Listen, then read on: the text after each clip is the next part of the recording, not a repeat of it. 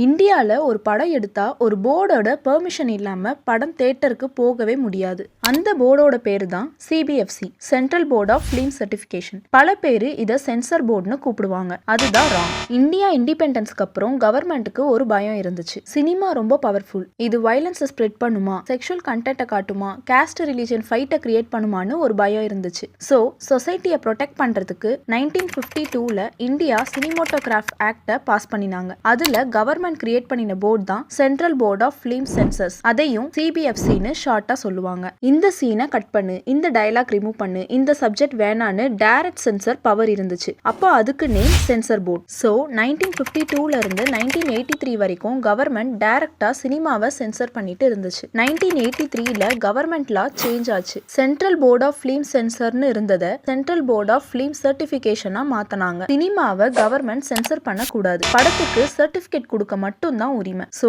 சிபிஎஃப்சிக்கு sensor பண்ண legal power இல்ல. யூஏன்னு ratings கொடுத்து படம் ரிலீஸ் ஆகலான்னு அலோ பண்ணும். ஆனா ரியாலிட்டில சிபிஎஃப்சி சொன்ன சர்டிபிகேட் இல்லாட்டி அந்த படம் தியேட்டருக்கு வரவே முடியாது. சோ சிபிஎஃப்சி இந்த சீன் ரிமூவ் பண்ணு, இந்த டயலாக் சேஞ்ச் பண்ணுன்னு சொன்னா ப்ரொடியூசருக்கு வேற சாய்ஸே இல்ல. சிபிஎஃப்சி சேர்மேனை சென்ட்ரல் கவர்மெண்ட் தான் அப்பாயிண்ட் பண்ணும். சோ சினிமா கவர்மெண்ட்டை எதிர்த்து கொஸ்டின் பண்ற மாதிரி இருந்துச்சுன்னா படத்துக்கு சர்டிபிகேட் கொடுக்காம ப்ராப்ளம் பண்ணுவாங்க. சோ இந்த பிரச்சனையில தான் ஜனநாயகம் படமும் மாட்டிக்கிட்டு இருக்கு. ஒரே ஒரு கேள்விதான், சிபிஎஃப்சி சொசைட்டியை ப்ரொடெக்ட் பண்ணுதா இல்ல கவர்மெண்ட்டை சினிமா கிட்ட இருந்து ப்ரொடெக்ட் பண்ணுதா? இது சொசைட்டியோட சேஃப்டியா இல்ல அத்தாரிட்டியோட சேஃப்டியா? சிபிஎஃப்சியை பத்தி உங்களோட ஒப்பீனியனை கமெண்ட்ல சொல்லுங்க.